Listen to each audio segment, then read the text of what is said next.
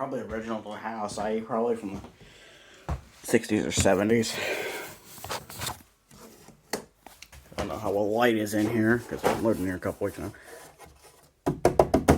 That's what's responsible for it.